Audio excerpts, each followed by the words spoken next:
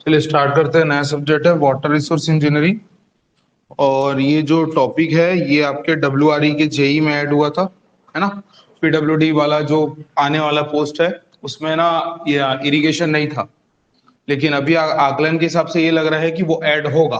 वो होगा, fluid mechanics होगा, हाइड्रोलॉजी होगा, क्योंकि फ्लूइड अपना इससे रिलेटेड, वाटर से रिलेटेड चीजों को हम लोगों को देखना पड़ता है।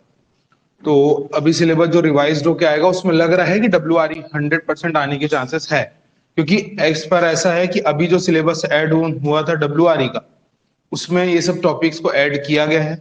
जैसे डब्ल्यूआरई में पहले मतलब जो जेई का था उसमें डब्ल्यूआरई था और फ्लूइड मैकेनिक्स, हाइड्रोलॉजी, ये 3 सब्जेक्ट को ऐड किया है। स्टील को हटाया है।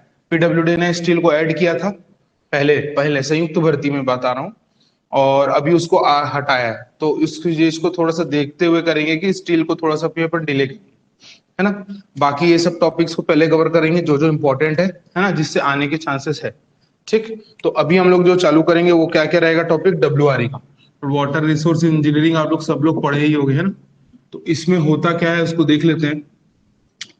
तो इसमें हम लोग क्या करना है, जैसे डैम से रिलेटेड कोई भी चीज है, वाटर से रिलेटेड जो भी चीज, जैसे हम लोग इससे पहले हम लोग फ्लूइड मैकेनिक्स पढ़ते हैं, इसके बाद क्या होता है वाटर रिसोर्स इंजीनियरिंग पढ़ते हैं, मतलब सीक्वेंस के हिसाब से देखा जाए। अब इसमें होता क्या है ध्यान से समझते हैं। तो जैसे वाटर रिसोर्स इंजीनियरिंग हम लोग करते क्या है, इसके पीछे रीजन बता सकते हैं, इसको क्यों पढ़ रहे हैं हम लोग, क्या कारण है, इससे रिलेटेड क्या क्या चीजें आती हैं, थोड़ा बहुत बताओ ना। वाटर रिसोर्स इंजीनियरिंग मतलब क्या होता है, क्या डील करते हैं इसमें हम?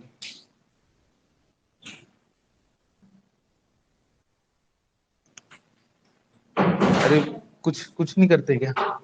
कुछ तो करते होंगे ना। ऑनलाइन वाले रिप्लाई करिएगा बेटा, कुछ ना बताइए। वॉइस वॉइस सब क्लियर होगा ना? हाँ बताओ ना, वाटर रिसोर्स इंजीनियरिंग में क्या होता है?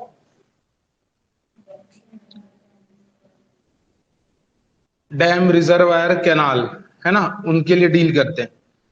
अच्छा, तो आप लोग अभी रिसेंट पास आउट हो गए, है ना, ऑनलाइन वाले हो गए, है ना। ठीक, चलिए वाटर रिसोर्स इंजीनियरिंग में क्या करना है ध्यान से समझते हैं।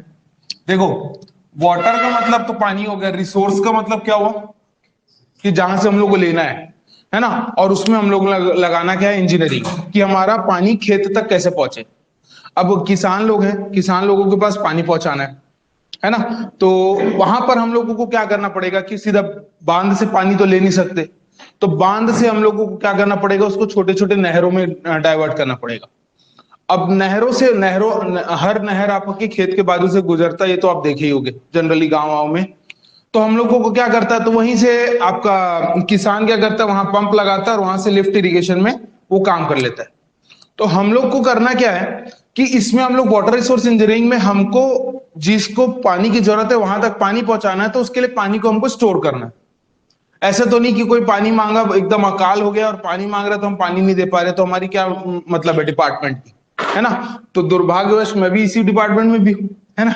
तो इसमें होता क्या है देखिए, अब ये डब्ल्यूआरई जो डिपार्टमेंट होता है इसका काम है कि किसान तक या जिनको भी पानी की जरूरत है उनको पानी पहुंचाना।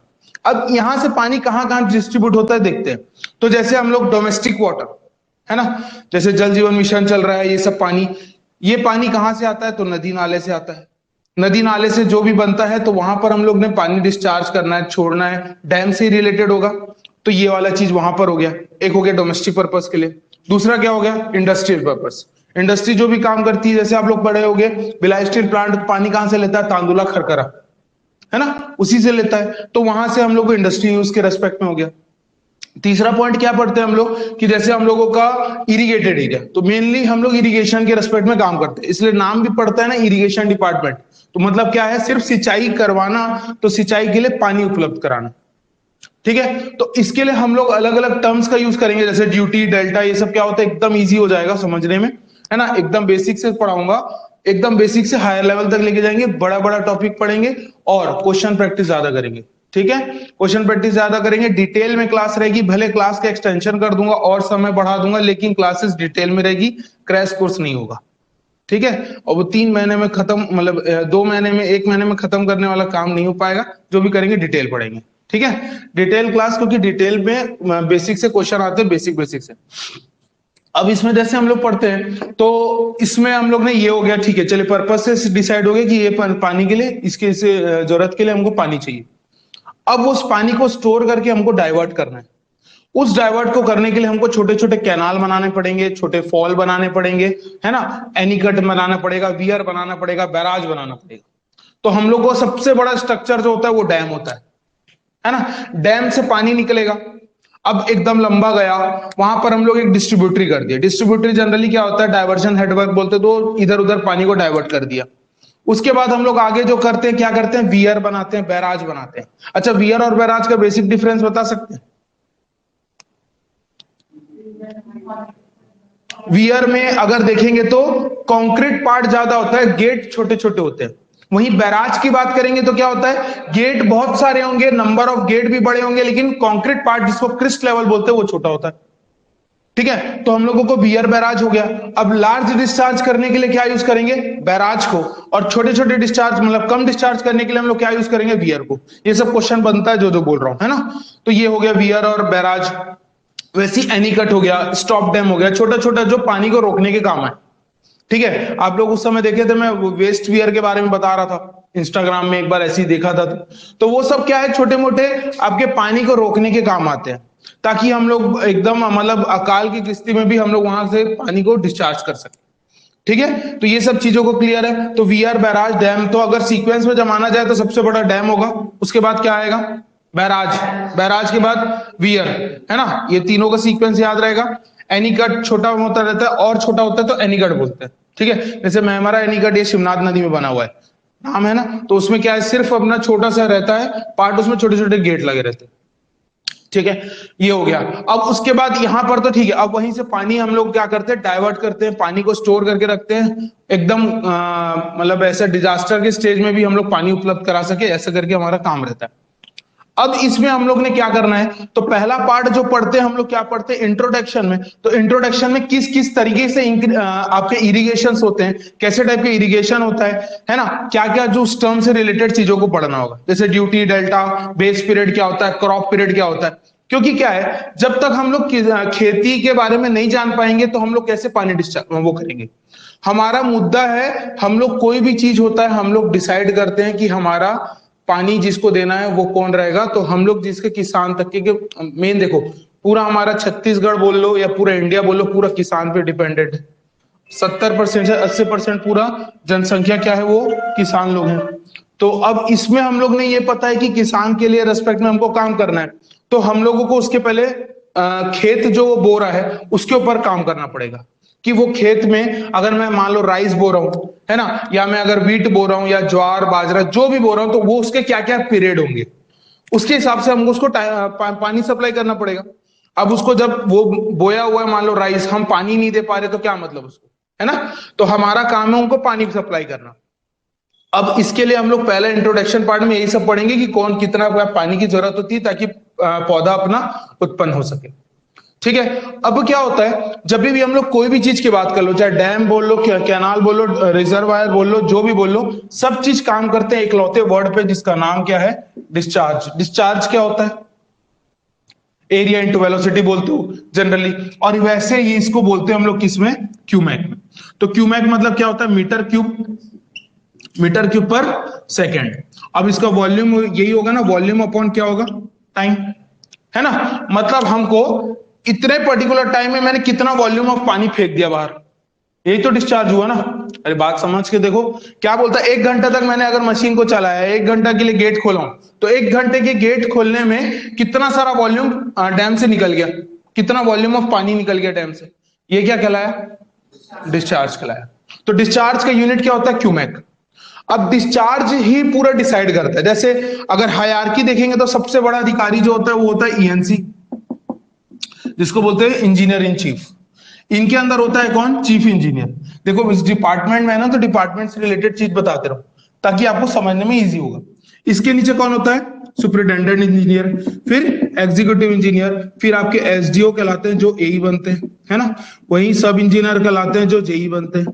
ठीक है, और इसके नीचे फिर टाइम कीपर और वो सब अमीन पटवारी वो सब होते हैं। ठीक है, तो हम लोगों का क्या काम होता है, जैसे डिस्चार्ज है ना, तो डिस्चार्ज के रेस्पेक्ट में बात करते हैं, तो देखो चीफ इंजीनियर के पास है ना इतना पावर है कि वो पूरा डैम खाली करा दे। जैसे अभी एकदम एकदम न्यूज सुर्खियों में था कि एक सब इंजीनियर गया था पार्टी मनाने, उसने अपना मोबाइल गिराया तो उसने पूरा डैम को खाली करा दिया। ये सुने हो?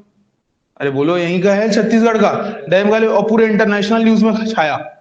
उसकी कोई औकात भी नहीं है कि वो खाली करा सके, है ना। उसके पास पावर नहीं होता है। पावर किन के पास होता है? एसडीओ के पास होता है, ई के पास होता है और एससी के पास होता है, और इसके पास तो पूरा पावर है, ये चाहे तो आज पूरा बांध को खाली करा दे, है ना। तो डिस्चार्ज का रिलेटेड हम लोग जो बात करते हैं, जैसे बोलते हैं 1 क्यूमेक तक के काम, 1 से कम क्यूमेक, 1 क्यूमेक मतलब बहुत होता है, 1 सेकंड में 1 मीटर क्यूब, 1 क्यूमेक मतलब क्या हुआ, क्या मतलब समझ में आ रहा है? 1 सेकंड में 1 मिलियन मतलब 1 मीटर क्यूब का पानी निकल जाना, ये बहुत होता है 1 मीटर क्यूब। सोच के देखो ना, 1 मीटर क्यूब का 1 बाय 1 का क्या है, एक बड़ा सा बॉक्स बना लो, ठीक है, तो ये 1 सेकंड में निकल रहा है। तो इसका काम होता है एसडीओ का, जैसे 1 से कम वाला, 1 से 3 में ई, 1 से 3 क्यूमेक का किसका रहता है काम, ई, उसके ऊपर कौन रहेगा, एसई, और इसके पास अनलिमिटेड पावर, ठीक है। तो हम लोग ने यही करना है कि उसके हिसाब से पानी डिस्चार्ज करना है। तो अगर मान लीजिए कोई भी किसान का वो होता है, ये क्या बोलते हैं कि पानी की जरूरत है, तो यहां पर इनसे परमिशन लेते हैं, ये परमिशन से उसके हिसाब से गेट खोल देते हैं और पानी वहां चले जाता है, ठीक। हमको देखो 2 टाइप का सीजन चलता है, एक होता है रबी सीजन और एक होता है कौन सा, खरीफ सीजन। दोनों सीजन जानते हो, है ना। रबी सीजन जनरली क्या होता है, तो रबी से याद रखना, ROM क्या होता है, रोम, रीड ओनली मेमोरी पढ़ते थे, ठीक है। तो रबी, इसमें बहुत लोग को डाउट होता होगा, होता है कि नहीं, कि कब बोना और कब काटना। तो देखो रबी सीजन होता है, बोते कब है, अक्टूबर के माह में, काटेंगे कब, मार्च के माह में। अरे बात समझ में आ रही है? तो वहीं पर एक दूसरा सीजन हो गया कौन सा, खरीफ सीजन, ठीक है। बोते हैं जून जुलाई में और काटते कहां है, अक्टूबर सितंबर, अक्टूबर नवंबर में, ठीक है। तो हम लोगों को ये सब चीजें पता है। अब खरीफ के अंदर कौन आता है, तो खरीफ सीजन मेन हम लोग सप्लाई करते हैं, पूरा छत्तीसगढ़ पूरा मेन सप्लाई करेगा, कौन सी चीज के लिए करता है, खरीफ सीजन के लिए, क्योंकि खरीफ सीजन के अंदर आता है राइस, धान। बात समझ में आ रहा है? सब चीजों को बेसिक से समझते जाना, थोड़ा सा कहानी के रेस्पेक्ट में आज इंट्रोडक्शन, बिल्कुल ऐसे नहीं करना, ठीक है। तो हम लोग ने सीधा सीधा खरीफ के बारे में समझ में आ गया, जून से जुलाई से, जून जुलाई से क्या होगा, अक्टूबर वाला, और वहीं पर रबी सीजन का आएगा, अक्टूबर से कहां पर एंड हो रहा है, मार्च वाले में। अरे बात क्लियर है? अब समझना है, देखो तो हमने ये 2 सीजन पे डिवाइड किया है। एक और सीजन होता है जिसको ज़ईद क्रॉप बोलते हैं। ज़ईद क्या होता है, ये दोनों के बचे हुए माह में जो बचा ना, वो ज़ईद क्रॉप में आएगा, ठीक है। तो हम लोगों को सप्लाई इस सीजन में ज्यादा लगता है पानी, इस सीजन में पानी कम लगेगा जी, जाहिर सी बात है, धान वाला है देश, है ना, पूरा छत्तीसगढ़ धान पे डिपेंडेंट है, तो यहां पर ये ज्यादा लगता है, ये कम करते हैं। अब रही बात, यहां तक समझ में आ गया। तो हम लोग ने यहीं पर रबी सीजन खरीफ सीजन समझ लिया, ज़ईद सीजन समझ लिया, ये सब पढ़ेंगे, इंट्रोडक्शन है ना। अब उसके बाद क्या करते हैं हम लोग, टाइप्स ऑफ इरिगेशन में पढ़ते हैं कि इरिगेशन कैसे कैसे होता है। तो तरह तरह से डिपेंड होता है, जैसे आप लोग मेरे को बताओ धान को कैसे बोते हो, कैसे बोलते हैं धान को, पहले पानी भर के रख देते हैं और उसके बाद रोपते हैं, ये देखे हो क्या? अरे बोलो, क्लियर है? ठीक है। अभी मतलब मैं बोल सकता हूं कि धान के बोने के समय आने वाला है, पानी वानी गिर रहे हैं, पानी गिरता है तो धान वो आता रहता, देखे हो। अब ये धान पक के तैयार कब हो जाएगा, अक्टूबर नवंबर में। उस समय इसकी कटाई करेंगे, जिसको हार्वेस्टिंग बोलते हैं, और बोने को सोइंग बोलते हैं। इन दोनों के पीरियड को हम लोग क्रॉप का पीरियड बोलते हैं। अरे बोलो, क्लियर है? मतलब क्रॉप इतना साल जिया, कितना साल जिया, कि जब बोया गया और जब कटाई किया, उसके बीच के पीरियड को क्रॉप पीरियड बोल दी। अब यही क्रॉप पीरियड हम लोगों को बोने के तरीके अलग अलग होते हैं। जैसे राइस का आप लोग बोले हो कि पानी भर देते हैं, उसके अंदर रोपते हैं, ठीक है। वीट का अलग केस है, वीट पानी कम पीता है, राइस को पानी ज्यादा चाहिए। तो राइस को पानी ज्यादा चाहिए, राइस कौन सा सीजन पे आता है, खरीफ सीजन में। पानी ज्यादा चाहिए, पानी गिरते समय भी उगता है, ठीक है। और हमको और जरूरत है, मान लो पानी नहीं गिर रहा है, तो वहां जगह हमको क्या करना पड़ेगा, बांध का गेट खोलना पड़ेगा, ताकि पानी चाहिए उसको। अरे बात समझ में आ रही है? तो हमको क्या करना पड़ता है, हमको पहले एरिया निकालना पड़ता है। एरिया को बोलते हैं कल्चरेबल कमांडेड एरिया। हम लोग जिसमें काम करते हैं वो कौन सा होता है, तो पहला होता है, देखो, ग्रॉस GCA। एकदम बेसिक से बता रहा हूं बेटा, थोड़ा ध्यान से चीजें को समझना, ठीक है। तो GCA क्या होता है, gross commanded area. Gross commanded area मतलब कि टोटल हमने कितना एरिया को क्या करना है, सिंचाई करना है, पानी देना है। इनके 2 प्रकार होते हैं, मतलब इन दोनों की समेशन को ग्रॉस बोलते हैं। एक होता है कल्चरेबल कमांडेड एरिया और एक होता है अनकल्चरेबल कमांडेड एरिया। बोलो क्लियर है? कल्चरेबल मतलब क्या होता है? जहां हम लोग काम कर सकते हैं, जहां हमको जहां वो जमीन ही क्या है, बोने लायक जमीन है ना, जहां पर किसान काम कर रहा है, वो कल्चरेबल है, बो रहा है ना। दूसरा क्या होता है? अनकल्चरेबल, जहां पर हम पानी नहीं भेजना चाह रहे हैं लेकिन तभी भी पानी वहां जा रहा होगा, ठीक है, तो वो हो गया अनकल्चरेबल। दोनों का सम अप कर दोगे तो क्या कहलाएगा? Gross commanded area. सब चीज पूछूंगा, ध्यान से देना है क्लास ना। तो ये दोनों का समेशन क्या कहलाता है? Gross commanded area. बोलो क्लियर है? ठीक है। अब यहां पर इतना डिपेंडेंट हो गया तो ये कल्चरेबल, ये सीसीए भी पता चल गया, ये क्या बोलते हैं, अनकल्चरेबल कमांडेड एरिया हो गया। अब ये एरिया पे डिपेंडेंट है, तो ये एरिया पर्टिकुलर अगर मेरे को पता चल जाए कि इतना एरिया है, इसमें मेरे को कितना पानी की जरूरत है, तो उतना पानी मैं क्या करूंगा? डिस्चार्ज करूंगा। अरे बोलो समझ में आ रहा है मैं क्या बोल रहा हूं? इतना एक एरिया पता चलिए, मान लो जमीन का समझ में आता है 100 एकड़ जमीन है, 100 एकड़ में कितना पानी लगेगा, वो क्या कहलाएगा? उतने का डिस्चार्ज छोड़ना है पानी। बात क्लियर है? तो उसको हम लोग बोलते हैं ड्यूटी। क्या बोलते हैं? ड्यूटी। ठीक है, मतलब एरिया पता चल जाए तो मैं उसके हिसाब से उतना पानी छोड़ दूं तो वो मेरा क्या कहलाता है? ड्यूटी। अब यहां तक क्लियर है? तो हम लोग वही चीज कर रहे हैं बेटा, कि क्या कर रहे हैं हम लोग? टाइप ऑफ इरिगेशन पढ़ेंगे। टाइप ऑफ इरिगेशन में क्या क्या होता है? तो इरिगेशन जनरली दो प्रकार के होते हैं। क्या क्या होता है? एक होता है सरफेस इरिगेशन। क्या बोल रहा हूं? एक सरफेस होता है और एक क्या कहलाता है? सब सरफेस। दोनों को ध्यान से समझना एकदम इंपॉर्टेंट है। एक होता है सरफेस इरिगेशन और एक होता है सब सरफेस इरिगेशन। अब सरफेस इरिगेशन मतलब क्या हुआ? कि बांध से पानी छोड़े, पानी आपको साफ दिख रहा है सरफेस पे बहता हुआ, है ना, जमीन के ऊपर बहता हुआ, तो वो कौन सा इरिगेशन कहलाएगा? Surface irrigation. अरे बोलो क्लियर है? और पानी बहता क्यों है? ग्रेविटी के नाम से। अगर मैं ढलान दे दूंगा तो पानी ऊपर से नीचे, हायर लेवल से लोअर लेवल आ जाएगा, ठीक है, तो ये सरफेस पे काम कर रहा हूं, ठीक है, ये हो गया सरफेस इरिगेशन। दूसरा इरिगेशन क्या कहलाता है? सब सरफेस इरिगेशन। सब सरफेस मतलब, सब मतलब नीचे, तो क्या, जब सीधा जमीन के अंदर पानी चले जाए वो क्या कहलाएगा? सब सरफेस इरिगेशन। अरे बोलो क्लियर है? अब सब सरफेस दो तरीके से हो सकता है। अब सब सरफेस दो तरीके से मतलब क्या? एक नेचुरली और एक आर्टिफिशियल। नेचुरल मतलब क्या होता है? बंद करना। नेचुरल मतलब क्या हुआ? भगवान, अरे भगवान पानी गिराया, नेचुरली है ना, और वो सीधा पानी कहां जाता है? सूख जाता है, कहां जाएगा पानी? सीधा जमीन में, तो वो सब सरफेस कहलाया। ठीक है। दूसरा, हम लोग क्या किया? सीधा खेत के जो रूट होते हैं, है ना, रूट मतलब जड़, जड़ में सीधा पानी डालना इंजेक्शन के थ्रू, ये क्या कहलाएगा? Artificial method. हमने किया ना आर्टिफिशियल मेथड। अब ये जड़ में पानी जा रहा है डायरेक्ट, किसके थ्रू? इंजेक्शन के थ्रू, उसको बोलते हैं ड्रिप। जैसे बोलते नहीं, बीमार हो गए तो ड्रिप चढ़ गया, मतलब क्या होता है समझ में आ रहा है? सीधा इंजेक्शन के थ्रू रूट में पानी डालना, तो ये सब क्या कहलाएगा? सब सरफेस।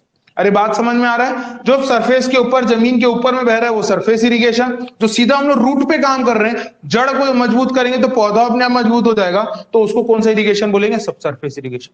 अरे बात क्लियर है? तो ड्रिप इरिगेशन आएगा इसके अंदर, ठीक है। आर्टिफिशियल में मेथड में आएगा कि आपका नेचुरल मेथड में? आर्टिफिशियल में आएगा भाई, हमने किया ना, ठीक है। नेचुरल मेथड तो पानी गिराना हुआ। अब बात करते हैं नेचुरल मेथड में दो तरीका आएगा, एक तो ऊपर से पानी गिरना, दूसरा, अगर मान लो सोचो बाजू में नहर जा रही है, बगल में मेरा खेत है, तो मेरा अगर पानी यहां पर पंप चालू करके नहीं भी देता हूं तो पानी उसके रूट के पास तो इतना पावर है ना कि वो पानी खींच लेगा, जिसको हम लोग बोलते हैं कैपिलरी एक्शन। अरे बोलो क्लियर है? तो पानी अगर नहर से बह रहा है, नीचे से पानी खींच लेगा, इसमें आपका कंट्रोल है नहीं, इसी को बोलते हैं हम लोग सीपेज। जो सीपेज के थ्रू भी पानी जड़ तक पहुंच जाए, ये भी हमारे हाथ में नहीं है, ये क्या है? आर्टिफिशियल है, क्योंकि पेड़ खुद कर रहा है, हम सॉरी नेचुरल है, पेड़ खुद कर रहे हैं, हम तो नहीं कर रहे हैं, तो ये उसके अंदर भी आ जाएगा सब सरफेस। बोलो समझ में आ रहा है? ठीक है, तो नेचुरल के लिए क्लियर हो गया, एक तो पानी गिरना और दूसरा पानी का सोखना, जो जड़ सूखेगा, ठीक है। और दूसरा हम लोग आर्टिफिशियल मेथड में हम लोग अडॉप्ट जिसको करते हैं वो है ड्रिप इरिगेशन, और इसको बहुत अच्छा इरिगेशन माना जाता है, क्योंकि पानी बूंद बूंद करके जाता है, पानी का लॉस कम होता है, सब चीजों को देखते हुए काम करते हैं। हेलो हेलो हेलो हेलो, हाँ बोलिए बोलिए।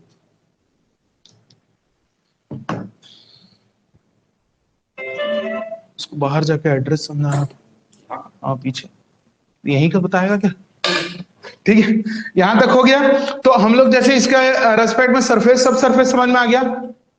अब बात करते हैं कैसे। तो सरफेस इरिगेशन बहुत सारे होते हैं, जैसे फॉर एग्जांपल क्या क्या है। तो आप लोग वो सब पढ़े हो कि मतलब स्प्रिंकलर इरिगेशन जानते हो? स्प्रिंकलर क्या होता है? फुहारा से निकलता है पानी, ठीक है, वो सरफेस का है।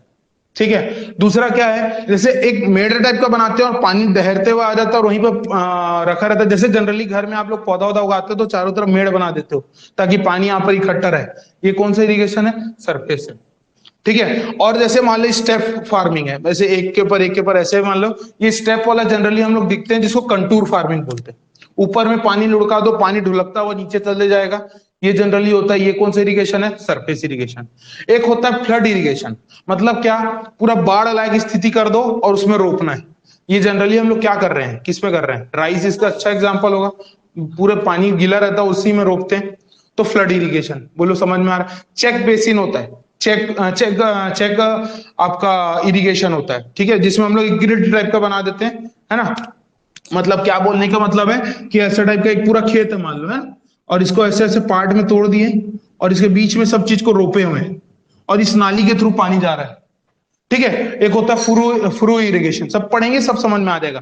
फ्रो इरिगेशन मतलब क्या है कि यहां पर आपका एक ऐसा ऐसा बना देते हैं, ठीक है, इतने में आपका क्या रहेगा, पौधा उगेगा, बगल बगल में यहां पर क्या रहेगा, नाली रहेगी। अरे बोलो क्लियर है? पौधा उगा है, बीच में नाली है, वहां से सीधा पानी जा रहा है, तो ये आपका हो जाएगा। तो यहां पर आपके पौधा है, इस तरफ से नाली जा रहा है, तो इसको बोलेंगे फुरो इरिगेशन। अरे बात क्लियर है? तो समझ में तो आ गया क्या होता है। ठीक है, तो इस टाइप के इरिगेशन सब क्या कहलाएगा? सरफेस पे। और सब सरफेस में क्या जाएगा, एक लौता जो मेन है वो क्या है? Drip irrigation. अरे बोलो समझ में आया? ठीक है, यहां तक क्लियर है? तो इंट्रोडक्शन में हम लोग टाइप्स ऑफ इरिगेशन पढ़ डाले और आपको मोटा मोटी सब समझ में आ गया ना, तो अभी अपन पढ़ेंगे ना तो पूरा याद हो जाएगा। नेक्स्ट पार्ट पढ़ते हैं हम लोग क्या, सॉइल मॉइस्चर रिलेशनशिप। तो हम लोग किसके साथ किसका रिलेशन करना है? सॉइल को क्या चाहिए? पानी। और सॉइल में कौन उगता है? पेड़। तो पेड़ों को पानी मिल जाएगा, तो इनके बीच में रिलेशन चलेगा। वो कैसे होगा? तो इनका तालमेल बना रहेगा। पानी की जरूरत, पानी नहीं मिल रहा, जड़ पानी खींचेगा, जड़ पानी खींचेगा, पानी नहीं मिल रहा तो क्या होगा, पेड़ सूख जाएगा।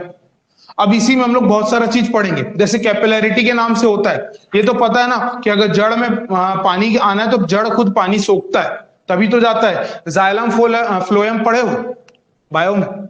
क्या होता है? हाँ, मतलब ये टिश्यूज होते हैं जो पानी को पहुंचाने के काम करते हैं, फूड को पहुंचाने का काम करता है। अरे बोलो समझ में आ रहा है? तो जाइलम फ्लोएम मतलब वो ये कैपिलरी एक्टिविटी होगी तो कैपिलरी एक्शन होगा। ठीक है, कैपिलरी एक्शन किसके कारण होता है? किसके कारण? कोहेजन और एडहेशन दोनों के कारण। ठीक है, वो सब आगे पढ़ेंगे क्या है। यहां तक क्लियर है? बोलो हाँ है ना। चलिए, अब फैक्ट है, अब इसके बाद कैनाल इरिगेशन सिस्टम में आ जाते हैं। अब हम लोग ने क्या करना है, कैनाल के बारे में बात करना है। कैनाल दो तरीके के होते हैं, एक होता है, अच्छा अच्छा, क्या होता है? नेचुरल, मतलब नेचुरल आर्टिफिशियल कुछ नहीं होता है। एक होता है लाइन्ड कैनाल और एक होता है अनलाइन्ड कैनाल। अब लाइन कैनाल मतलब क्या होता है ना, जिसमें हम लोग कंक्रीट डाल डाल के लाइनिंग करते हैं, या कंक्रीट डाल सकते हैं, या बोल्डर सोलिंग डाल सकते हैं, या कुछ भी ऐसा मटेरियल जिसमें से पानी लीक ना हो। ठीक है, दूसरा हम लोग बोलते हैं अनलाइन कैनाल। अनलाइन कैनाल मतलब सीधा खोदे, मट्टी पे काम करने वाला, सीधा डायरेक्ट अर्थ पे काम करेगा, मट्टी पे काम करेगा, वो क्या कहलाएगा? Online canal. अच्छा मेरे को बताओ, दोनों में अच्छा कौन? Line canal. दोनों में लागत किसकी ज्यादा? Line canal. अरे बोलो समझ में आ रहा है? तो इरिगेशन डिपार्टमेंट जो पैसा कमाता है वो लाइन कैनाल से कमाता है। गड्ढा खोद के कुछ नहीं मिलेगा, गड्ढा तो पड़ जाएगा, लेकिन उसमें अगर कंक्रीट डालेंगे तो पैसा आएगा। बात समझ में आ रही है? ठीक है, उसके बाद हम लोग बोलते हैं लाइन्ड और अनलाइन्ड, ये क्लियर है। अच्छा, लॉसेस किस में ज्यादा होगा बताओ? अनलाइन्ड में। क्यों? सीपेज के थ्रू पानी के अंदर, मतलब सॉइल है, सॉइल सीधा पानी सोखते हुए नीचे चले जाएगा, तो इसमें पक्का लॉसेस होगा। ठीक है, अब ये लाइन कैनाल करने से हम लोग लॉसेस को कम कर सकते हैं, तो ये उसका बेनिफिट होता है। और हमारे कोई भी स्ट्रक्चर पे सबसे खतरनाक जो लॉस कहलाता है, जिसको मेजर लॉस बोलेंगे, वो कौन सा लॉस होगा? एवापोरेशन की सीपेज। अरे बेटा, एवापोरेशन की सीपेज, दोनों में सबसे बड़ा लॉस क्या कहलाएगा? एवापोरेशन बोलता है यार। तो दिन भर एवापोरेशन होता रहेगा तो साल भर पूरा गर्मी रहती क्या? आपको भले गर्मी लगती लेकिन होती तो नहीं होगी ना।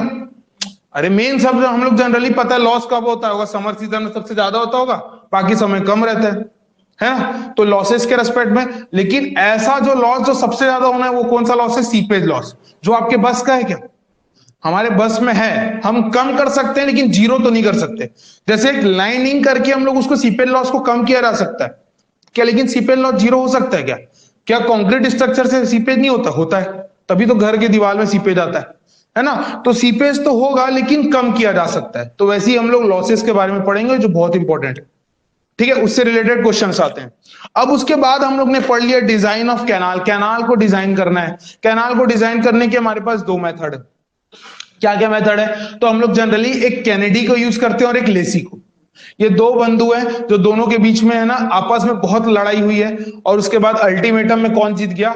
लेसी जीत गया और कैनेडी हार गया, ठीक है। अब उसमें होता क्या है, देखो दोनों ने बात की कि कैसे हम लोग ने क्या क्या होगा। तो इसमें एक दो वर्ड आता है जिसको नाम आप बहुत इंपॉर्टेंट है, अभी से थोड़ा सा ध्यान रखना। एक होता है स्कोरिंग, एक होता है स्कोरिंग और एक होता है सिल्टिंग। देखो सिल्टिंग और स्कोरिंग ये दो ऐसा वर्ड है जो होना है। और वो क्या होता है, देखो अगर मान लो नहर बह रहा है तो नहर के साथ कुछ कुछ कण वण गिर रहे हो और वो कण अपने साथ बहते हुए आ रहे हैं और वो एक जगह इकट्ठा होंगे, उसको हम लोग क्या बोलेंगे? सिल्ट। जिसको बोल सकते हैं कीचड़। अगर आम बात में बोले तो पानी गिरता है जनरली, वहां से मट्टी लुढ़क के नीचे गिर गया कैनाल में और वो कैनाल से बहता हुआ जा रहा है, मतलब उसके अंदर क्या है? वो कीचड़ है, जिसको हम लोग बोलेंगे सिल्ट। अगर सिल्ट ज्यादा होगा तो आप मेरे को बताओ पानी के जो कैनाल की जो एफिशिएंसी होगी वो बढ़ जाएगी कि कम हो जाएगी? भाई सोच के बताओ ना। अगर सिल्ट ज्यादा हो गया तो कैनाल की एफिशिएंसी क्या हो गई? जैसे मान लीजिए ये कैनाल है, ये शेप का जनरली कैनाल होता है, इसमें पानी अभी फुल रन कर रहा है। कुछ समय बाद देखेंगे कि यहां पर इतना में पूरा क्या भर गया है? सिल्ट। इसकी एफिशिएंसी क्या हो गई? भाई कम पानी लेके जा पा रहे हैं ना, एफिशिएंसी इसकी क्या हो गई? कम हो गई। तो ये एक कारण है जिसको हम लोगों को बचाना है, लेकिन बचा नहीं सकते, ये होना है, ठीक है। तो एक हो गया सिल्टिंग, समझ में आ गया। दूसरा क्या होता है? स्कोरिंग। अब स्कोरिंग कब होगा? स्कोर मतलब क्या होता है? उखड़ना, है ना। उखड़ना को क्या बोलते हैं? स्कोरिंग। तो आप सोचो अगर मान लीजिए सिल्टिंग ना होता तो क्या होता? यहां पर गड्ढा हो जाता। गड्ढा क्यों होता है? अच्छे खासे वेलोसिटी से अगर पानी मूव करे तो जाहिर सी बात है वहां की वो चीजों को खराब कर देगा, उखाड़ सकता है, क्योंकि पानी के पास इतना पावर तो है, बहता पानी बहुत ज्यादा नुकसान कर सकता है। तो यहां की चीजों को उखाड़ दिया। अब बताओ इसमें क्या होगा? अरे बेटा कंक्रीट उखड़ गया है तो नीचे में क्या है? मट्टी। अरे मट्टी है कि नहीं? और मट्टी में पानी नीचे चले जाएगा, नीचे चल जाएगा, जिसको बोलेंगे सब सरफेस में चले गया। तो अब ये बताओ, ये भी तो हमारे कारण क्या कर रहा है? ये क्या कर रहा है? लॉसेस पे आता है कि नहीं आता है? तो ये स्कोरिंग करना मतलब समझ में आ गया। अच्छा अब बताओ ये ज्यादा पानी लेके जाएगा कि कम पानी लेके जाएगा? पानी अभी भी ज्यादा ले जा सकता है, लेकिन डिपेंड करेगा क्या कि इसमें लॉसेस ज्यादा हो जाएंगे। क्यों? क्योंकि सीपेज में चले जाएगा ना जी। अगर जहां पर मट्टी के कांटेक्ट में आए, मट्टी पूरा पानी सोख लेगा, ठीक है। सीधा पानी जाके कहां पर? ग्राउंड वाटर में चले जाएगा, जिसको भूजल बोलते हैं, ठीक है। ये सब समझ में आ गया? अरे क्लियर है? उसके बाद हम लोग ने ये सब चीजों को पढ़ना है। तो सिल्टिंग एंड स्कोरिंग समझ में आ गया। हम क्या करेंगे? हम ऐसा डिसाइड करते, एज्यूम करेंगे कि ना ही ऐसा मैं कुछ एक कैनाल बनाऊं कि जिसमें ना ही सिल्टिंग हो ना ही स्कोरिंग हो। तो क्या ये पॉसिबल है क्या पॉसिबल? है ही नहीं, हो ही नहीं सकता। ये एक आइडल कंडीशन लेके काम करेंगे कि ना ही सिल्टिंग होगा ना ही स्कोरिंग होगा। मैं मान के चलूंगा अपना तसल्ली के लिए, और ये दोनों वही काम किए हैं। ये दोनों कैनेडी और लेसी ने क्या किया? मान के चले कि नहीं होगा और उसके ऊपर से फिर काम करने लगे। तो उसके थ्योरी के फॉर्मुलास है जो बहुत ज्यादा इंपॉर्टेंट है, ठीक है। वो सब चीजों को पढ़ना है, उनके लिमिटेशन, उनके एजम्पशंस, हर चीजें बहुत ज्यादा इंपॉर्टेंट है, ठीक है। उससे क्वेश्चन आते हैं, ठीक। उसके बाद हम लोग ने पढ़ा था कौन सा? डैम के बारे में। अब अपन डैम में आ जाते हैं। तो डैम में क्या क्या है? तो डैम कितने तरीके के होते हैं? नहीं ये तो आप है ना उसके मटेरियल के हिसाब से बता दिए कि ग्रेविटी डैम मतलब कंक्रीट से बना है, अर्दन डैम मतलब मट्टी से बना है, रॉक डैम मतलब रॉक फिल से बना है ना। ये तो हम लोग उसके मटेरियल के हिसाब से बता दिए। उसमें बहुत सारी डैम भी होते हैं कि जिसका हेड ज्यादा होता है, है ना, जिसको हाई हेड डैम बोलेंगे, लो हेड डैम बोलेंगे। शेप के हिसाब से बोल दिया, आर्च टाइप का है तो आर्च डैम हो गया। तो इनके क्लासिफिकेशन बहुत सारे तरीके से हो सकते हैं, ठीक है, शेप के हिसाब से, मटेरियल के हिसाब से, उनके ड्यूटी के, उनके डिस्चार्ज के हिसाब से, बहुत सारी चीजें। तो हम लोग ने वही डैम के बारे में पढ़ेंगे। तो डैम में बहुत सारे फेलियर्स होके, डैम में बहुत सारे फोर्सेस एक्ट करते हैं। अब जैसे डैम के बारे में अगर पढ़ेंगे तो डैम में हम लोग क्या क्या देख रहे हैं, ठीक है, पूरा एक बार इंट्रोडक्शन दे दे रहा हूं, फिर बेसिक से अपन पढ़ेंगे ना, बिल्कुल इसका टेंशन नहीं लेना। पता चला बोल दिए खत्म हो गया करके, है ना। तो ये हो गया अप स्ट्रीम और ये हो गया डाउन स्ट्रीम। सबको पता है पानी हमेशा higher level to lower level आता है, मतलब अप स्ट्रीम से डाउन स्ट्रीम पानी आती है। क्लियर है। तो यहाँ पर हम लोग ने, यहाँ पर ये क्या करते हैं, जनरली गेट वेट लगा के रखते हैं ना, यहाँ पर लाइन से गेट होता है, डैम वैम तो सब लोग देखे होंगे, ठीक है। तो गेट वेट रहता है, गेट खोलते हैं तो यहीं से पानी आता है। तो ये अप स्ट्रीम हो गया, डाउन स्ट्रीम हो गया। यहाँ पर हम लोग बहुत सारे फोर्सेस एक्ट करते हैं। देखो सबसे खतरनाक प्रेशर जो फोर्स होता है उसको क्या बोलते हैं, हाइड्रोस्टैटिक फोर्स। मतलब पानी को रोकना अपने आप में बहुत बड़ी बात है। अगर कोई स्ट्रक्चर पानी को रोक ला रही है मतलब वो दमदार स्ट्रक्चर है। जितना भी रोकने की कोशिश करे वो नहीं रोक पाती, कभी ना कभी वहां पर से दिक्कत आने लगते हैं। इसलिए हम लोग डैम की बार बार समय समय, कुछ साल साल में उसकी क्या करते हैं, मेंटेनेंस करते रहते हैं। अब यहां पर जाहिर सी बात है, तो इस पे जो प्रेशर ऐड करता है, जिसको हम लोग कौन सा प्रेशर बोलते हैं, हाइड्रोस्टैटिक प्रेशर। और इसको हम लोग जनरली सॉइल मैकेनिक्स में पढ़ते हैं कि इस टाइप का डायग्राम देखे होगा कहीं पर, है ना। तो इसको हम लोग क्या बोलते हैं, ये जो आपका जो प्रेशर क्रिएट होता है जिसको हाइड्रोस्टैटिक प्रेशर बोलते हैं, जो पानी क्रिएट करता है, ठीक है। तो ये सबसे बड़ा फोर्सेस होता है। ये हमारे डैम के लिए अच्छा है कि बुरा है, अरे ऐसी बताओ, अच्छा है कि बुरा है। डैम को धक्का देगा कि डैम को बचा के रखेगा, डैम को धक्का दे रहा है, ठीक। तो ये एक फोर्स हो गया। दूसरा, इस डैम का अच्छा खासा वेट होगा, तभी तो यहां पर खड़ा है। तो वेट है मतलब जाहिर सी बात है, इसको क्या बोलेंगे, ग्रेविटी फोर्स, जो खुद के वेट के नाम से जो अपने आप को स्टेबल कर रहा है।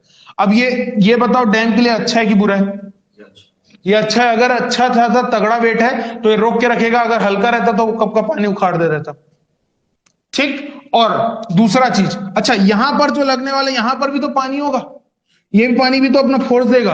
ये डैम के लिए अच्छा है कि बुरा है बताओ। अरे बेटा जाहिर सी बात है, इसका बहाव इधर थोड़ी, इधर आ रहा है तो जरूरी थोड़ी डायग्राम इधर बनेगा, प्रेशर डायग्राम तो इधर ही होगा। अब बताओ ये डैम के लिए अच्छा होगा कि बुरा। तो डाउन स्ट्रीम वाटर हमेशा डैम को स्टेबलाइज करता है। इस तरफ भरा हुआ पानी, इस तरफ छोटा कम भरा पानी, लेकिन ये सपोर्ट तो करेगा ना उसको, कम रहेगा लेकिन कुछ तो काम करेगा, ठीक। ये क्लियर है। दूसरा, इसमें क्या क्या होते हैं, तो इसमें तरीके से डैम है तो यहाँ पर अच्छा खासा नदी में रहता है, बड़े बड़े नदियों में होता है। तो यहाँ पर वेव्स उठेंगे, तो वेव्स वाला एक फोर्स आ गया। अगर मान लीजिए कोई बर्फीली इलाका है, वहां पर डैम है, तो वहां पर क्या हो जाएगा, आइस का प्रेशर आ गया। अरे बोलो समझ में आ रहा है ना। तो ये सब चीजें। एक और जो होता है जिसको बोलते हैं अपलिफ्ट प्रेशर, बहुत इंपॉर्टेंट फोर्स होता है। अपलिफ्ट मतलब क्या होता है, किसी भी चीज को उठाना। तो अपलिफ्ट प्रेशर जनरली कहां एक्ट करता होगा, ये नीचे में एक्ट करता है।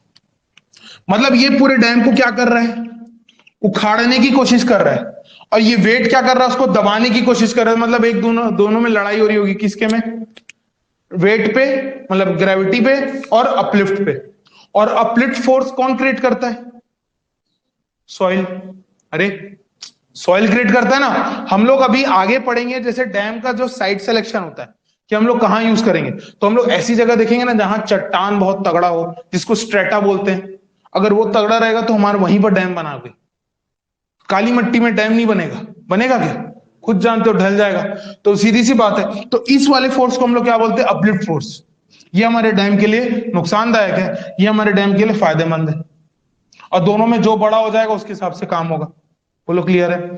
तो यहां तक ये मोटा मोटा चीजें समझ में आ गया। तो ये सब फोर्स एक्ट करेगा, उसके बारे में पढ़ेंगे। इसमें एक पॉइंट और आता है कि डैम को स्टेबलाइज करना है, तो एक होता है हील और एक होता है टो। बताओ तो क्या क्या होता है, हील और टो जनरली क्या होता है। अरे यार, हील और टो क्या होता है, पैर में हील होता है, लड़कियां पैर में क्या पहनती है, सैंडल। सैंडल में क्या होता है, हील होता है। ऊंचा होता है कि नीचा होता है, अरे बोलो समझ में आ रहा है। ठीक है, तो वो हील हो गया, मतलब ऊंचीली हिस्सा यहाँ पर। और टो कहाँ, सामने वाला, ठीक है। तो हम लोग यही, हमारे पैर का पंजा ही है। पैर का पंजा कैसा है, यही तो स्ट्रक्चर है ना। तभी तो हम लोग अपने आप में स्टेबल है। सोचो अगर ये पंजा ना रहता तो खड़े रह पाते क्या, नहीं ना। तो ये वही चीज है। ठीक है, अब उसको स्टेबलाइज करना तो हील और टो करके दो वर्ड होते हैं। अब इसमें क्या होना है, तो इसमें बहुत सारे तरीके के हम लोग फोर्सेस सेट होंगे, और वहां पर एक पढ़ते हैं middle third rule. Middle third rule मतलब अगर यहां पर जो अपने आप को स्टेबलाइज करना है तो रिजल्टेंट हमेशा मिडिल थर्ड से पास होना चाहिए। ये आगे हम लोग पढ़ेंगे, जैसे टोटल बी होता है, ये b/3 b/3 b/3 तीनों को सम अप करेंगे तो बी आएगा, बोलो हाँ या ना। तो डैम का बेस विड्थ बोल सकते हैं बी है, तो यहां पर मिडिल थर्ड मतलब क्या होगा, ये b/3 से अगर मेरा रिजल्टेंट पास होता है तो मेरा डैम सुरक्षित पे जाएगा, अगर इस मिडिल थर्ड से डैम पास नहीं हो पाता तो ये मेरा अनसेफ कहलाएगा। बोलो क्लियर है, समझ में आया। तो ये चीज को आगे हम लोग पढ़ेंगे अभी, ठीक है। उसके बाद डैम्स के टाइप पढ़ा दूंगा, जनरली इससे क्या क्या क्वेश्चन आते हैं कि इंडिया में कौन कौन से डैम है। जैसे हीराकुंड डैम कहाँ है, हीराकुंड डैम। अच्छा, सबसे लार्जेस्ट डैम कौन सा है,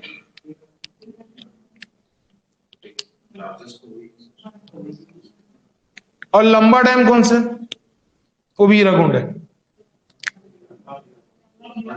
लंबा हीराकुंड है, सबसे लॉन्गेस्ट बोलेंगे तो हीराकुंड है, सबसे लार्जेस्ट बोलेंगे तो भागरा नंगल है।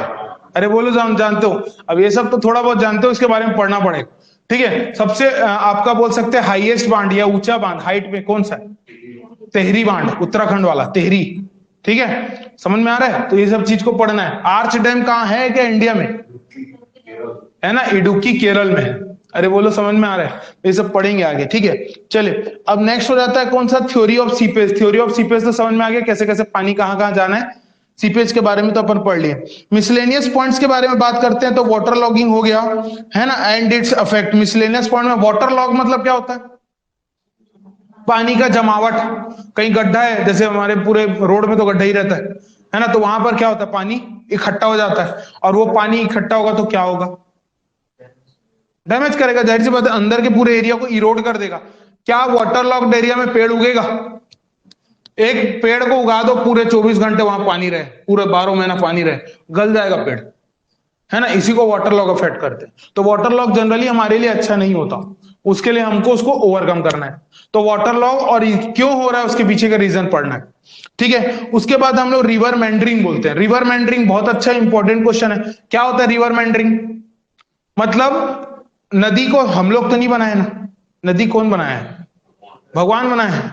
अब वो नदी अपना रास्ता खुद तय करती है कि हम लोग खोदते हुए चलते तब नदी यहां बहेगा, है ना, नदी अपना रास्ता खुद तय करती, उसी को बोलते हैं रिवर मेंडरिंग। अरे बात समझ में आ रहा है, रिवर अपने आप रास्ता तय करेगी, और आप जनरली देखोगे कोई भी रिवर आज तक बता दो तो सीधा बह रही है, कभी नहीं दिखेगा। रिवर हमेशा कैसे बहती है, सर्पिला टाइप का बहती है। अरे बोलो समझ में आ रहा है, ऐसी बहती है नदी। तो ये अपन इस मेंटरिंग, बात क्लियर है। तो इसी में हम लोग बहुत सारा चीज पढ़ेंगे, मेंटरिंग रिवर, इसका फोटो वोटो दिखाते हुए सब चीज पढ़ाऊंगा। उसके बाद हम लोग पढ़ते हैं क्या, रिवर, रिवर का ट्रेनिंग वर्क। रिवर का ट्रेनिंग मतलब हम लोग क्या कर रहे हैं, रिवर को ट्रेन कर रहे हैं। जैसे डॉग को ट्रेन करते हैं, अरे कुत्ते को हम बोलते हैं ना, कुत्ता को ट्रेनर रखें करके, है ना। जिम में भी आप जाते हो तो ट्रेनर रखते हो, मतलब आपको वो क्या देता है, दिशा देता है, गाइड करता है ना। तो रिवर को भी हम लोग क्या कर सकते हैं, गाइड कर सकते हैं। कैसे, साइड का बैंक को तगड़ा कर दो।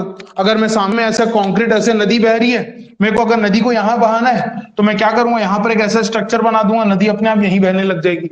अरे बात क्लियर है, तो हम लोग रिवर ट्रेनिंग करते हैं, क्लियर है। उसके बाद हम लोग क्या पढ़ते हैं, स्पिलवे। स्पिलवे क्या है, अच्छा फ्री बोर्ड क्या होता है,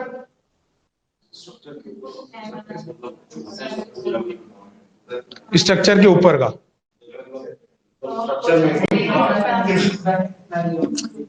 मतलब फ्री बोर्ड मतलब क्या होता है कि अगर मान लीजिए छोटा सा डैम है, यहां पर अगर वाटर लेवल है ना, इसके ऊपर हम लोग थोड़ा सा जगह बना के रखते हैं, इसको बोलते हैं क्या, फ्री बोर्ड। एकदम खचाखच डैम नहीं भरा रहता, डैम हमेशा थोड़ा सा खाली रहेगा। क्यों रखते हैं, इसी को जो रखते हैं उसको बोलते हैं फ्री बोर्ड। अब ये फ्री बोर्ड के पास है ना, यहां पर हम लोग एक गड्ढा कर देंगे। मतलब क्या किया, समझ में आया, इसके ऊपर अगर पानी चढ़ रहा होगा तो वो पानी बहता हुआ नीचे गिर जाएगा। और इसी के लिए हम लोग क्या डिजाइन करते हैं, स्पिलवे, ठीक है। गेट के जस्ट किनारे में पूरे लाइन से गेट लगे रहेंगे। गेट को तो हम लोग जब बोलेंगे तभी खोलना है ना, हर टाइम गेट थोड़ी खोल देंगे, ठीक है। जब भी लगा कि वाटर का लेवल ऊपर हो रहा है, पानी लुढ़क के सीधा नीचे गिर जाएगा। कहां पर से, स्पिलवे के थ्रू। और स्पिलवे हर डैम के किनारे में रहता है, ठीक है, और इसको बनाना बहुत जरूरी है। जब भी फ्लड लेवल आया, गेट तो खोलेंगे ही, साथ साथ ये भी खोल देंगे, और ये तो खुला ही रहता है हमेशा। मतलब जहां उस लेवल तक पानी पहुंचा, पानी लुढ़क के डाउन स्ट्रीम तरफ। इसी को हम लोग बोलते हैं जनरली स्पिलवे। अब स्पिलवे बहुत सारे तरीके के होते हैं, ये सब बारे में आगे पढ़ेंगे। मतलब पानी सर के ऊपर गया, मतलब पानी बह के नीचे निकाल देना है, इसका काम है। किसका काम है? स्पिलवे का। क्लियर हो गया? समझ में आ गया? चले नेक्स्ट कौन सा है? Cross drainage work. Cross drainage work को ध्यान से समझते। क्रॉस ड्रेनेज वर्क क्या होता है?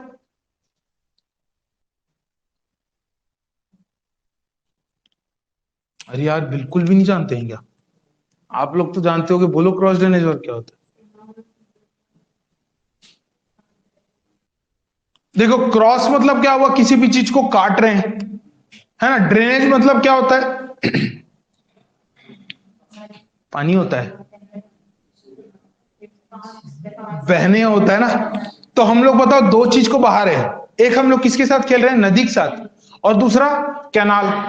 कैनाल और नदी के बीच में जो संबंध बनेंगे, और उनके कारण वो कैसा बनेगा, एक्वाडक्ट होगा, सुपर पासेज होगा, क्या होगा, उसको हम लोग क्रॉस ड्रेनेज वर्क बोलते हैं। मतलब आप लोग ये भी देखे होगे ना कि नदी बह रही है, उसके ऊपर से कैनाल जा रहा है, ठीक है, या नीचे कैनाल है, ऊपर से नदी बह रही है। ये हमारे इंडिया में नहीं देखे होगे, लेकिन होता है। मतलब समझ में आ रहा है? नीचे में कैनाल है, ऊपर में नदी बह रही है, ये पॉसिबल है। ठीक है। दूसरा एक चीज ये हो सकता है कि यहां पर कैनाल है, नदी, दोनों सेम लेवल पे और दोनों एक दूसरे को काटते हुए जा रही है। तो इसको हम लोग बोलते हैं क्रॉस ड्रेनेज वर्क। अरे बोलो, क्लियर है? ठीक है।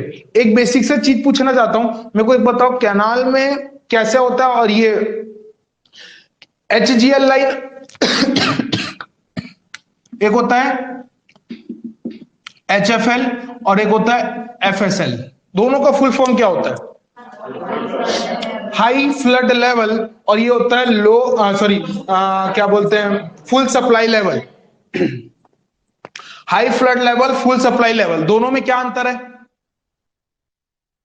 ये दोनों के दोनों क्या कैनाल में होंगे क्या? ये किस में होता है? अच्छा बताओ, फ्लड कहां आता है? बाढ़ कहां? कैनाल में उगेगा क्या? बाढ़ कहां आता है? रिवर में। तो रिवर का मापदंड कौन सा हुआ? High flood level. कैनाल का मापदंड कौन सा होगा? Full supply level. बोलो, क्लियर है? कैनाल को फुल सप्लाई पे काम करेगा, और ये हाई फ्लड लेवल। मतलब ये पानी का एक्सट्रीम कंडीशन बहुत ज्यादा लेवल पे। बात क्लियर है? बात समझ में आ रहा है? ठीक है, तो ये सब चीजों को देखना है।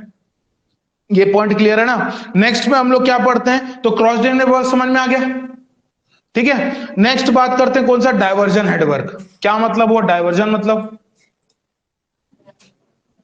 जमीन का क्या कराते हो? डायवर्जन ना। क्या मतलब होता है? बांटना। मतलब पानी अगर एक आया, उसको, उस मद को कहां कहां बांटना है, यही तो होता है डायवर्जन। अरे बोलो, क्लियर है? जैसे हम लोग डायवर्जन जनरली क्या होता है कि अगर मान लीजिए डैम से पानी निकला, सामने में छोटा सा गेट बना देंगे, इस तरफ से एक छोटा कैनाल निकाल देंगे, इस तरफ से कैनाल निकाल देंगे, इधर से कैनाल निकालेंगे। मतलब ध्यान से समझो कि अगर मैं पानी को तुरंत, अगर ये डैम है, इस डैम से अगर मान लीजिए बेटा ये डैम स्ट्रक्चर है ना, यहां से पानी निकल रहा है, ठीक है, तो यहां पर मैं क्या करूंगा? एक डायवर्जन हेडवर्क बना दूंगा, ठीक है, और यहां पर एक छोटा सा खोल दूंगा, यहां से एक छोटा सा खोल दूंगा, इधर एक गेट लगा दूंगा, इधर एक गेट और इधर एक गेट रहेगा ही रहेगा, ठीक है। डाइवर्ट करना मतलब क्या होता है? पानी को दिशा को चेंज करना। तो यहां से डैम का गेट खुला, अगर मेरे को पानी को यहां भेजना है तो ये दोनों गेट को बंद करूंगा, इसको खोल दूंगा, तो ये गेट यहां चले जाएगा, ठीक है। इसको बंद कर दूंगा, यहां ले को बंद कर दूंगा, इसको खोल दूंगा, तो पानी सीधा निकल जाएगा। तो मैं पानी को क्या कर रहा हूं? डाइवर्ट कर रहा हूं ना। इसी को हम लोग रेगुलेटर बोलते हैं। रेगुलेटर क्या होता है? जैसे पंखे में रेगुलेटर रहता है, उसके हिसाब से हम लोग स्पीड कम ज्यादा करते हैं। तो रेगुलेटर की मदद से हम लोग क्या कर सकते हैं? चीजों को चेंज कर सकते हैं, उसका डिस्चार्ज के साथ खेल सकते हैं। गेट को कम खोलो तो कम पानी जाएगा, गेट को पूरा खोल दो तो ज्यादा पानी जाएगा। रेगुलेटर कर रहे हैं ना, तो बस वो रेगुलेटर होता है। बात क्लियर है? समझ में आ रहा है? उसके बाद हम लोग लास्ट में इंपॉर्टेंट पॉइंट्स है, जो मैं आपको पॉइंट लिखाऊंगा, जो सीधा सीधा क्वेश्चन डायरेक्ट पेपर में आने वाले, ठीक है, तो अपन जो चालू करेंगे इसमें अपने को साइड बाय साइड में शॉर्ट नोट्स भी करना है। तो शॉर्ट नोट के लिए एक अलग से कॉपी रहेगी, ये नोट्स तो रहेगा ही रहेगा, शॉर्ट नोट के लिए अलग से मतलब कॉपी बनाना है जो आपका स्पाइरल वाला रहेगा, ब्लैंक कॉपी, जिसमें मैं शॉर्ट नोट्स लिखाऊंगा, न्यूमेरिकल प्रैक्टिस भी उसी में करेंगे। ठीक है, क्वेश्चन प्रैक्टिस गुप्ता का A to Z question, IAS का प्रीवियस ईयर, गेट के क्वेश्चंस, ये सबको मैं क्लास में कराऊंगा। ठीक है, क्लास के एग्जाम को अगर देखते हुए अगर लग रहा है मेरे को एग्जाम पहले जल्दी होगा तो मैं हो सकता है समय को बढ़ा दूंगा, मतलब सुबह कर रहा हूं मैं तो शाम को भी क्लास चालू कर दूंगा एग्जाम के पहले कोर्स खत्म करने के लिए। अरे जिस मुद्दे के लिए ज्वाइन करोगे उस मुद्दा को तो खत्म करेंगे ना, बाद में पढ़ते रहेंगे साला एक्सीलेंस के लिए, लेकिन अभी तो कम से कम पेपर निकालें। ठीक है, तो उसको देखते हुए मैं दोनों जगह भी क्लास कर सकता हूँ। ठीक है, मैं आपको ये फैक्ट बता रहा हूँ कि अगर बढ़ाना होगा तो मैं टाइम बढ़ाऊंगा, क्योंकि वो लगेगा मेरे को खत्म करने के लिए। ठीक, क्लियर है, क्योंकि मैं आपको बोलूंगा 2.5 घंटे में मैं खत्म करा दूंगा, ऊपर ऊपर से मैं नहीं पढ़ाऊंगा तो डीप पढ़ाऊंगा। अभी का क्लास में पूरा इंट्रोडक्शन पार्ट समझ में आया, आपका मैक्सिमम इरिगेशन खत्म हो गया आज के आज। मतलब मैं आपको सीधा सीधा बता रहा हूं, जब अपन पढ़ेंगे ना सब चीज अगर ध्यान से सुने होगे ना तो पूरा रिलेट करेंगे। नोट्स आपको प्रोवाइड करेंगे ना तो आपको नोट्स ही को देखना है, लिखने लिखने का काम मैं नहीं दूंगा ज्यादा, समझने का काम मेन है, लिखना तो कोई भी नोट्स दे सकता है। ठीक है, नोट्स आपके वो एसबी में प्रिंटेड वाले दे दिए हैं। क्लियर है, समझ में आ रहा है ना कैसे क्या क्या पढ़ना है। रेड पेन हमेशा साथ में रखना है, जो भी बोलूंगा मार्क करना है तो उसको वहीं पर मार्क करना है। Short note side by side बनवाऊंगा, उसको side by side note short note को नोट करते जाना है। और क्या बोलते हैं, और क्या कराता हूं, हाँ बीच में कोई भी टॉपिक अगर होता है उसका पुराने सब्जेक्ट से अगर उसका लिंक होगा तो मैं उसको पूछता हूँ, इसलिए रिवीजन डेली जो बहुत ज्यादा जरूरी है। उसको नहीं करके आओगे तो फिर दिक्कत हो जाएगा, है ना, फुटता भी वैसी छू। ठीक है, तो इसलिए थोड़ा सा देख दो के वो करना। ठीक है, क्लासेस में एकदम रेगुलर रहना है, बीच में एक भी दिन गैप नहीं करेगा, गैप करते हो तो रिकॉर्डेड मटेरियल मिल जाएगा। ठीक है, उसका कोई दिक्कत नहीं है, लेकिन अप टू डेट रहना है। ठीक है, ये सब चीज करके अपन अब स्टार्ट करते हैं लाइन से, क्या होता है इरिगेशन के बारे में अंदर पढ़ना। ठीक है, शॉर्ट नोट कैसे बनाना है, जो बोलूंगा पॉइंट लिखना है उसको लिखोगे, प्लस अगर लगेगा कि हाँ ये इंपॉर्टेंट पॉइंट है मेरे को ऐड ऑन करना है, मेरे को याद नहीं होता, मैं भूल जाता हूं, इसमें कंफ्यूजन होता है, तो उसको शॉर्ट नोट में लिखना है, ताकि वो एग्जाम के समय आपके सीधा पलट के जाना है। क्लियर है, ठीक है। प्रैक्टिस बुक के लिए अपने को क्या क्या लेना है वो भी बता दे रहा हूं। तो प्रैक्टिस बुक के लिए ये गुप्ता वाली बुक है जो आपको ये वाला मिलेगा, इस कलर का बुक का। ठीक है, तो ये आपको गुप्ता रहना चाहिए सबके पास, ये बहुत ज्यादा इंपॉर्टेंट बुक है। बाकी बुक के बारे में जानकारी मैं आपको बाद में दूंगा, पहले ये बुक को खत्म करना है। टारगेट ये है, इसी से क्वेश्चन आते हैं, डायरेक्ट क्वेश्चन उठ के आते हैं। ठीक है, तो ये बहुत इंपॉर्टेंट बुक है, उसको ध्यान से पढ़ना है। ठीक है, इसका एक एक क्वेश्चन क्लास में करा दूंगा, याद भी हो जाएगी, बहुत सारी चीजें समझ में आ जाएगी, बहुत सारी चीजें शॉर्ट ट्रिक के साथ पढ़ाऊंगा, इसलिए थोड़ा सा ध्यान देके पढ़ना। ठीक है, बीच बीच में पूछता हूं, नहीं बताओगे तो फिर दिक्कत भी होता है। ठीक है, तो थोड़ा सा सब चीजों को देखते हुए करना। ठीक है, चलिए अब स्टार्ट करते हैं। कहां पर क्या है, इंट्रोडक्शन पार्ट। ठीक है, जैसे जैसे सब्जेक्ट होता जाएगा उसके हिसाब से उसके बाद में टेस्ट होगा। ठीक है, टेस्ट सीरीज के लिए आपको ऑटोमेटिक एनरोल कर दूंगा, जो यहाँ के बच्चे एनरोल रहेंगे। ठीक है, उसके लिए आप लोगों का बाहर का नहीं रहेगा, आउटसाइडर्स के लिए बस लगता है। चलिए आगे देखते हैं क्या क्या है।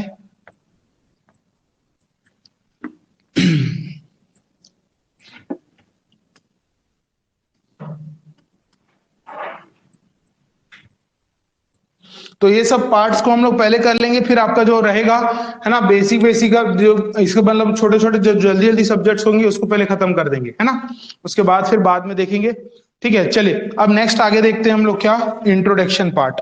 तो इंट्रोडक्शन पार्ट को ध्यान से पढ़ते हैं, समझते हैं, और फिर आपको रिलेट करते हुए भी समझ में आ जाएगा। चलिए पहला पार्ट को देखते हैं क्या लिखा है। देखो इंट्रोडक्शन में क्या लिखा है, इरिगेशन क्या है। तो irrigation it is a science of artificial application of water.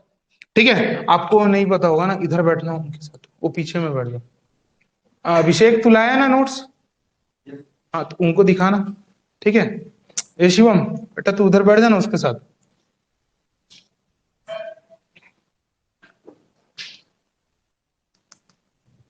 ठीक है, चलिए तो इंट्रोडक्शन पार्ट में देखते चलते हैं क्या है।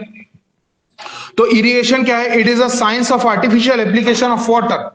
ठीक है, टू द फील्ड, कहां से ले रहे हैं बेटा, कहां से, कैनाल से उठा के फील्ड तक डालना है, in accordance with the crop requirement through out the crop period. Crop period मतलब क्या था, बोई से कटाई तक, है ना, बुआई से कटाई तक, है ना, crop period, through out the crop period for full and perfect growth of water. इसी को हम लोग क्या बोलते हैं, क्रॉप पीरियड। बोलो समझ में आ रहा है, कहां से स्टार्ट करना है, कहां से करना। तो आर्टिफिशियल एप्लीकेशन ऑफ वाटर मतलब, आर्टिफिशियल मतलब हम लोग कर रहे हैं, है ना। ऊपर वाला जो करेगा उसको इरिगेशन नहीं बोलेंगे, वो तो हो रहा है नेचुरली है। हम लोग जो काम करेंगे उसकी बात कर रहे हैं, ठीक है। चलिए, every period every crop required a certain quantity of water after a certain fixed interval through out the period of growth. जाहिर सी बात है, धान अलग पानी पीता है, व्हीट अलग पानी पीता है, बाजरा अलग पानी पिएगा, तो सबका पानी का अलग अलग रिक्वायरमेंट होता है, सबका सेम नहीं हो सकता, ठीक है। नेक्स्ट, एराइड रीजन क्या होता है और सेमी एराइड रीजन, बहुत इंपॉर्टेंट है, स्टार मार्क करेगा। तो एराइड रीजन क्या होता है, the area where the irrigation is necessary for the agriculture. Arid से नाम याद आ रहा है, एराइड मतलब एग्रीकल्चर से रिलेटेड। तो ऐसा एरिया जहां पर हमको क्या होना है, एग्रीकल्चर होना है, उस एरिया को क्या बोलेंगे, एराइड रीजन।